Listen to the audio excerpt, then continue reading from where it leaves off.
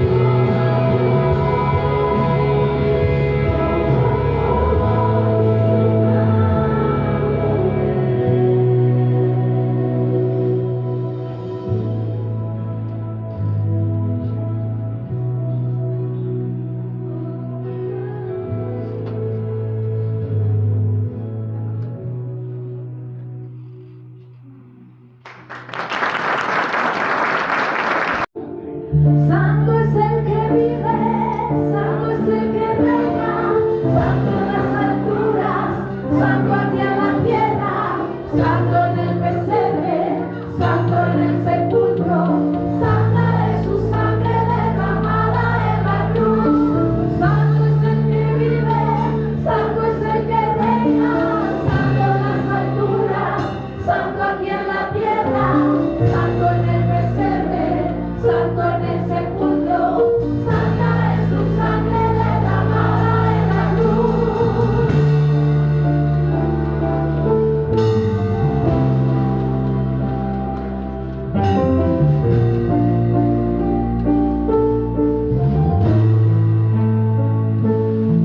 Corrió su sangre por el madero, a él no lo mataron, se entregó primero. De tal manera amó Jesús, que entregó su vida en la cruz. No dijo nada, no abrió su boca, le hieren, le golpean, pero él perdona. De tal manera amó Jesús, que entregó su vida en la cruz. Santo es el que vive, santo es el que reina, santo en las alturas, santo aquí en la tierra, santo en el pesebre, santo en el sepulcro, santa es su sangre derramada en la cruz. Santo es el que vive, santo es el que reina, santo en las alturas, santo aquí en la tierra, santo en el pesebre, santo en el sepulcro, santa es su sangre derramada en la cruz.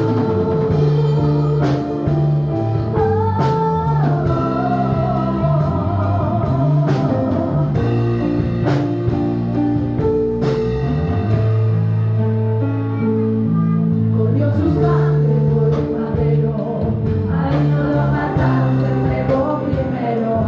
De tal manera amó Jesús, que entregó su vida en la cruz. No dijo nada, no abrió su boca, le hieren, le golpean, pero él perdona. De tal manera amó Jesús, que entregó su vida en la cruz. Santo es el que vive, santo es el que reina, santo en las alturas, santo aquí en la tierra, santo en el pesebre, santo en el sepulcro, santa es su sangre derramada en la cruz. Santo es el que vive,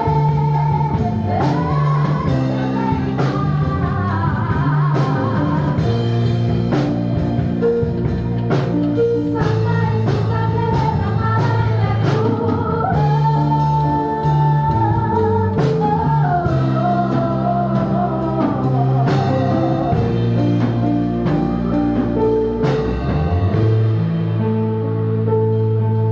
Todos lo verán como rey en las nubes volverá, coronado en poder y autoridad, el cordero y el león reinará.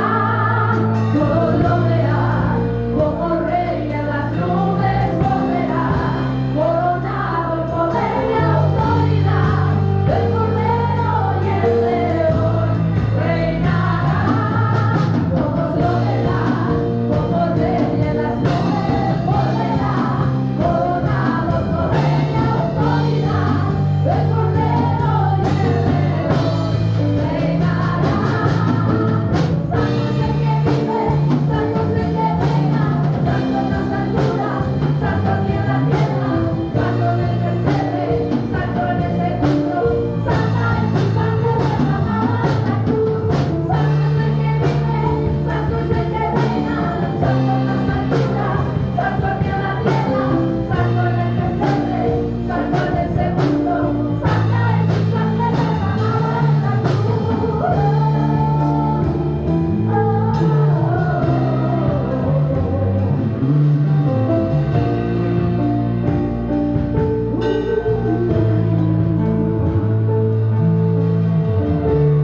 Dios los bendiga, felices Pascua, feliz resurrección, ¿sí? Y hoy es un tiempo especial donde estamos recordando que nuestro Señor resucitó, que la tumba está vacía, que Él tomó la victoria sobre la muerte y que también nos dio la vida eterna. Mire todas las cosas que ha hecho, sí, el Señor por amor a cada uno de nosotros. Y sabe que había preparado toda la semana preparé una prédica, después me venían otras cosas a la mente, digo, tantas cosas para decir, tantas cosas para hablar del Señor, que no nos alcanzaría la reunión, ¿sí? Tantas cosas para agradecerle por todo lo que ha hecho por nosotros, ¿sí? Y bueno, vamos a abrir nuestras Biblias, si quieren, igual vamos a estar viendo. Vamos, mire, volvé un poquito para atrás, por favor. ¿Sí? El título de esta prédica es El día que la esperanza cobró vida. ¿Sí? Porque, bueno, lo voy a contar, si no le cuento la prédica. ¿Sí? Vamos a ver qué sigue, por favor. Dice, no se asusten, les dijo un ángel a las mujeres, ustedes buscan a Jesús en Nazareno, el que fue crucificado, dice, ha resucitado, no está aquí, miren el lugar, dice, donde lo pusieron. ¿Sí? Vamos a orar. Señor, te damos gloria, te damos honra, te damos gracias, Señor, por este privilegio que nos das de compartir tu palabra en este día tan especial como es el día de tu resurrección. Pedimos ahora la guía de tu Espíritu Santo, que toda palabra que salga en mi boca, Señor, sea para honrarte, para bendecir, para exaltar tu nombre, y que todos nos podamos ir de este lugar dándote gloria, Señor, por quien tú eres y por lo que has hecho. En el nombre de Jesús te damos gracias por tu fidelidad y por tu cuidado, Señor, sobre nuestras vidas. Amén y amén. Amén. Gloria a Dios. Si quiere abrir su Biblia, vamos a Marcos, porque antes de explicar por qué le dijo el ángel no se asuste, yo quiero que veamos un poquito cómo venía todo esto, ¿no?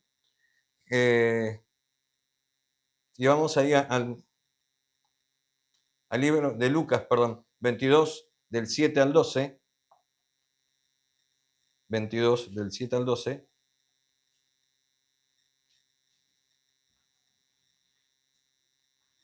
¿No tiene? Vamos a estar leyendo de la NBI, ¿sí? Cuando llegó el día de las Pascuas, de los panes sin levadura, en el que había de sacrificarse un cordero de la Pascua, Jesús envió a Pedro y a Juan diciéndole, vayan a hacer los preparativos para que comamos la Pascua. Y los discípulos le dijeron, ¿dónde quiere que la preparemos? Le preguntaron. Miren, contestó él, al entrar a la ciudad les saldrá al encuentro un hombre que lleva un cántaro de agua. Síganlo hasta la casa que entre y díganle al dueño de la casa, el maestro pregunta dónde está la sala en la que voy a comer la Pascua con mis discípulos.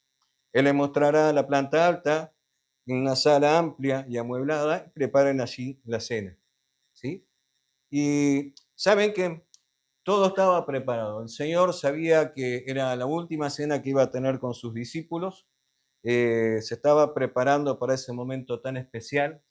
Y me gusta porque el Señor los manda a los discípulos, a Pedro y a Juan, dos personas con carácter, y le dice, vayan y busquen a un hombre que lleve un cántaro de agua y en plena Pascua, y digan a esas personas si está preparado el salón donde vamos a celebrar la Pascua. Había dos cosas que eran importantes, ¿no?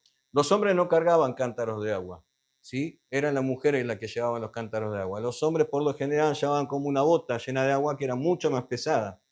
Por eso también fue una característica que ellos pudieron encontrar a este hombre tan fácil y le dijeron, pregúntele si está preparado el lugar, ¿sí? Donde vamos a celebrar esta Pascua.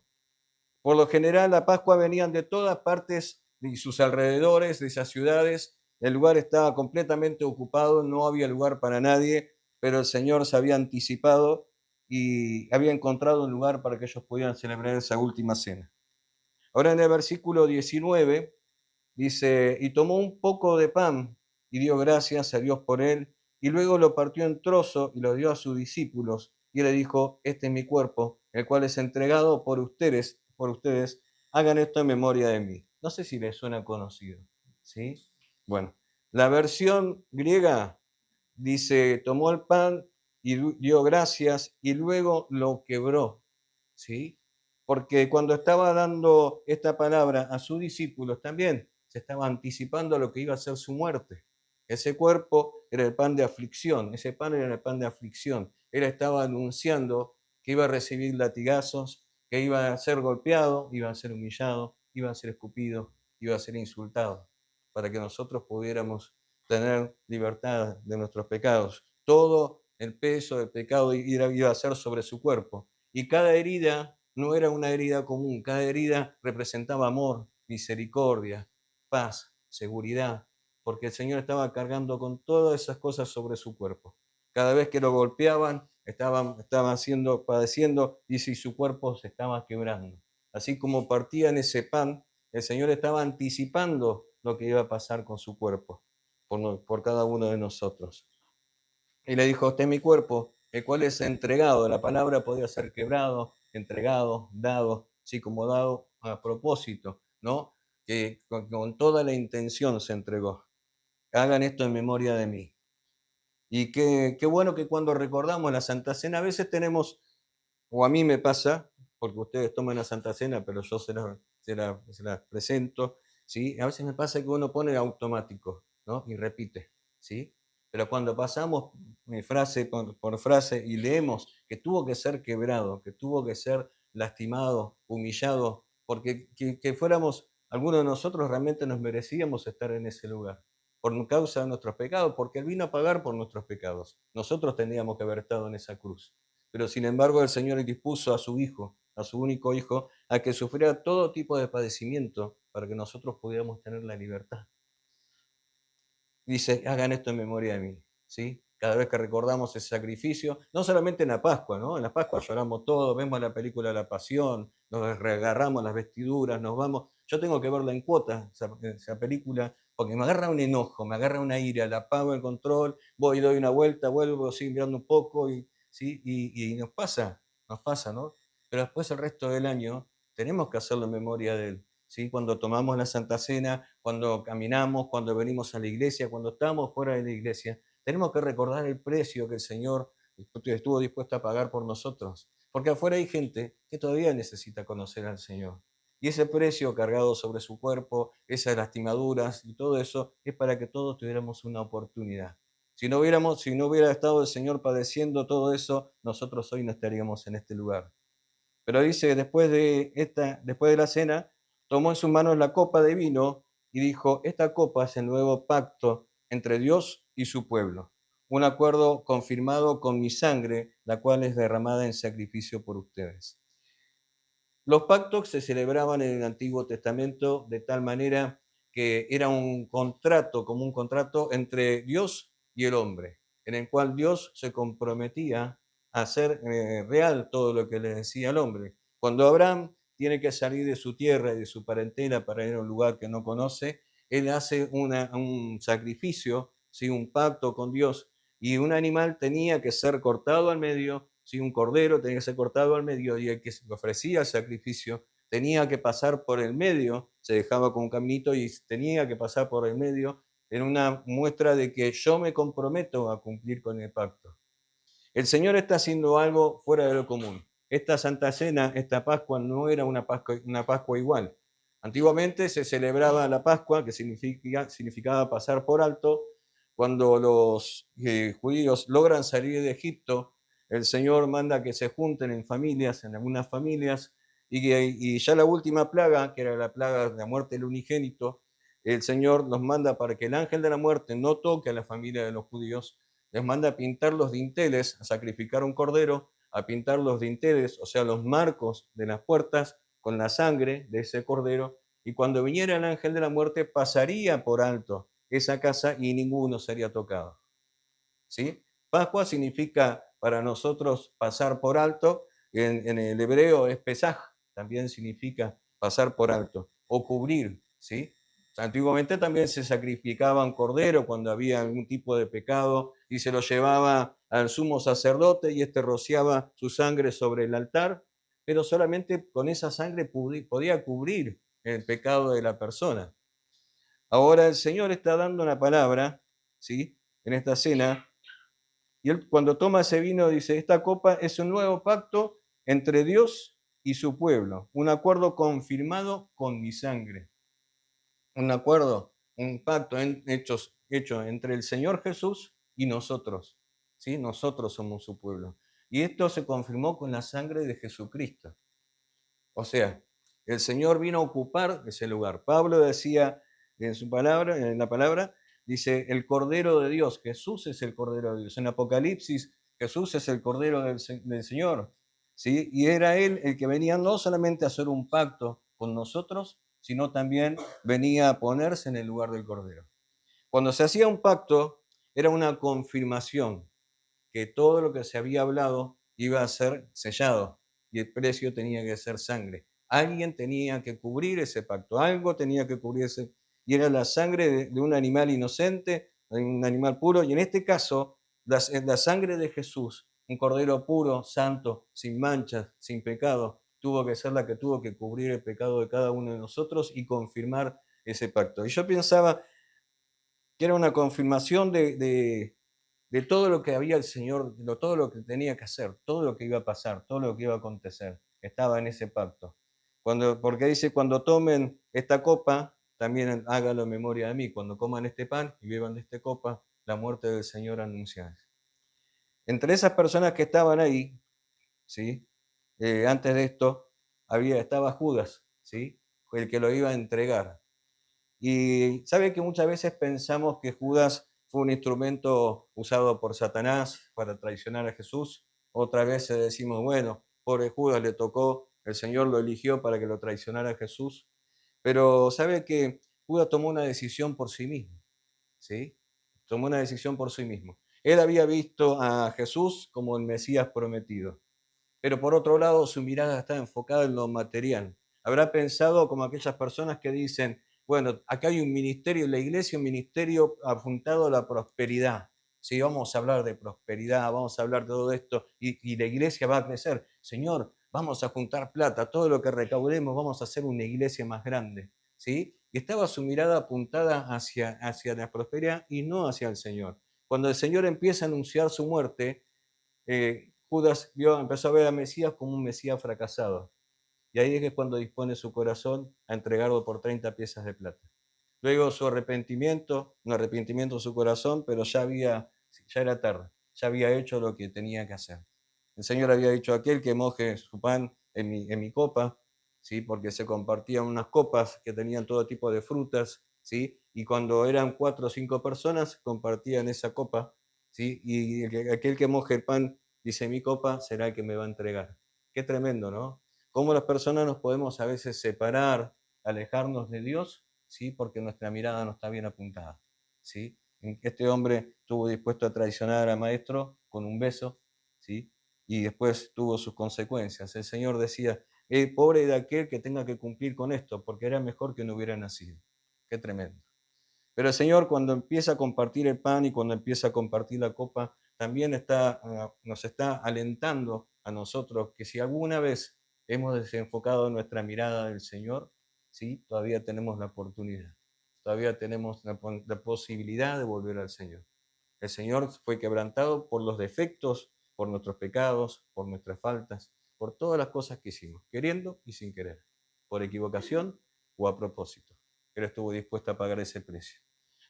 Y cuando fue derramada esa cruz, la sangre en esa sangre cumplió muchas funciones, ¿sí? No solamente limpiarnos de nuestros pecados, hay muchas promesas en la palabra. En el versículo de Lucas 22, 20, perdón, el precio de ese pacto, ¿sí? Tenía como decíamos, muchos propósitos, ¿no? Y decía, por ejemplo, que su preciosa sangre sería derramada por nuestros pecados para hacernos libres. En primera de Juan 1:7 dice, si vivimos en la luz, así como Dios está en luz, entonces nosotros tenemos comunión unos con otros y la sangre de Jesús, su Hijo, nos limpia de todo pecado. ¿Sí? La sangre de nuestro Señor, cuando estamos en comunión con nuestros hermanos, dice la sangre de nuestro Señor nos limpia de todo pecado. También te encontramos en Isaías 53:5, ¿sí? Cuando hay una descripción de lo que iba a hacer el Señor en la cruz, cómo iba a ser inmolado su cuerpo, que iba a ser llevado como un cordero en matadero. En Isaías 53:5 hay una promesa, la cual cuando oramos por los enfermos declaramos, ¿sí? Por su llaga fuimos nosotros sanados. Dice la palabra, pero Él fue traspasado por nuestras rebeliones, aplastado por nuestros pecados. Fue golpeado para que nosotros estuviéramos en paz. Fue azotado para que nosotros pudiéramos ser sanados. Qué fuerte, ¿no? Qué fuerte saber que el Señor tuvo que padecer tanto y que por sus llagas provocadas por esos golpes, sí, por esas lastimaduras, hoy podemos proclamar cuando oramos creyendo que como dice su palabra, por su llaga fuimos nosotros sanados, por lo que tuvo que padecer el Señor. Jesús también nos dijo en Juan 14:6, Él dijo, yo soy el camino, escuchen, yo soy el camino, la verdad y la vida. ¿Se acuerda que habíamos dicho que en ese pacto se partía un animal en dos, ¿sí? Se derramaba su sangre y quedaba un pasillo, un lugar por donde pasaba la persona que ofrecía el sacrificio, ¿sí? Y el Señor abre un camino, ¿sí? Para que cuando el Señor muere en la cruz, cuando Jesús está padeciendo en la cruz y en el último momento de su vida, cuando Él padece en esa cruz, dice que la cortina que separaba a los hombres del Señor en el lugar santísimo se rasga en dos. Entonces ya no hay una distancia entre Dios y el hombre. Ahora, por el sacrificio de nuestro Señor Jesucristo, tenemos la libertad para poder entrar en la presencia de Dios. Qué tremendo, ¿no? Dice que enfrente donde estaba la cruz se veía el templo y en ese mismo momento que el Señor muere, ¿sí? Esa cortina se rasga en dos y se termina la separación. Por eso Jesús dice, yo soy el camino, la verdad y la vida. No hay otro camino. El único camino es el Señor. Va a haber muchas ofertas de hacer un camino más corto, de hacer un camino más alegre, un camino más feliz, un camino de no sea tan aburrido como la religión cristiana, ¿sí? Pero el único camino hacia el Señor es un camino que vino a ofrecer el Señor cuando yo soy el camino, la verdad y la vida. Muchas cosas van a venir a hacerte la vida más fácil, ¿sí? Pero el Señor dijo, yo soy la verdad. Satanás es mentiroso y padre de mentira, pero el Señor es el camino de la verdad y también la vida eterna que solamente podemos llegar por medio de nuestro Señor. Dice en Proverbios, los caminos del hombre son caminos de muerte, ¿sí? Porque por lo general nuestras decisiones por lo general terminan en malas consecuencias. Pero cuando seguimos a Jesús, que es el camino, siempre tenemos vida eterna. También prometió que Él resucitaría al tercer día. En Lucas 9:22, dice, el Hijo del Hombre tendría que sufrir muchas cosas terribles. Le dijo, seré rechazado por los ancianos, por los principales sacerdotes, por los maestros de la ley religiosa. Lo matarán, pero al tercer día resucitará. Qué tremendo el rechazo, ¿sí? De aquellas personas que se rasgaban las vestiduras, que cuidaban el templo. Cuando el Señor dice, van a derribar este templo, pero en 3 días los voy a volver a levantar, enseguida se empezaron a rasgar las vestiduras, ¿no? Porque está hablando del templo que tantos años nos costó levantarlo, pero Él estaba hablando de su propia vida. Me van a matar, ¿sí? Voy a morir, pero yo me voy a volver a levantar, voy a resucitar en 3 días. Y el Señor cumplió con su palabra. En Lucas 24:46 también dijo, efectivamente se escribió hace mucho tiempo que el Mesías debería sufrir, morir y resucitar al tercer día. Y a veces uno dice, bueno, eso queda porque el pastor lo dijo, porque lo dice la Biblia, porque lo escribió un creyente, pero dice que también se le apareció luego de haber resucitado a más de 500 personas, a sus discípulos, hubo historiadores, personas, reyes de ese momento, personas que contaron que esto había acontecido. Personas, hay un tal Flavio Josefo, un historiador, que cuando empieza a escribir la historia hablaba de un tal Jesús, que se hacía llamar el Hijo de Dios. Pero cuando ve que Jesús es resucitado, pone en sus libros de la historia, ponen resucitó. El tal Jesús resucitó, es el Hijo de Dios. Una afirmación de que realmente ahora lo veo y ahora creo. ¿Sí? Dice que personas iban caminando junto al camino y Jesús iba caminando con ellos y no lo había conocido. Luego se aparece una multitud de personas hasta que luego él asciende a los cielos para estar en la presencia del Padre. Pero no nos dejó solos, nos dejó con su Espíritu Santo. ¿Sí? Él prometió que estaría con nosotros todos los días hasta que volviera. Qué bueno es saber que como esas mujeres fueron a esa tumba, ¿sí? A ese lugar, dice que las mujeres luego de que pasaron esos días, esos 3 días, habían preparado una serie de perfumes y unas cosas para ponerle al cuerpo, para enterrarlo.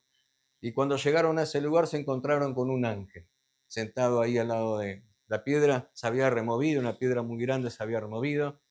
Para los romanos tuvieron la excusa de que los judíos habían venido y habían robado el cuerpo, pero dice que esa piedra se había movido de ese lugar y el ángel le dijo, ¿a quién están buscando?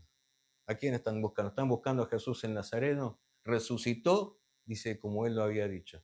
Pero hay algo más grande en todo esto. En Mateo 18, dice que la tela que cubría su rostro estaba doblada y estaba muy acomodada en un costadito. ¿Y qué significa esa tela que cubría su rostro que estaba doblado? Significa que Jesús regresa pronto, ¿sí? Dejó todo preparado de tal manera que tanto en la tradición judía como para nosotros que hoy conocemos la palabra, eso significa que Él vuelve pronto, ¿sí? Jesús resucitó. El Señor tomó la victoria sobre la muerte, el Señor nos hizo libre por su sangre, el Señor estuvo dispuesto a pagar por amor a cada uno de nosotros. Sembrando vida.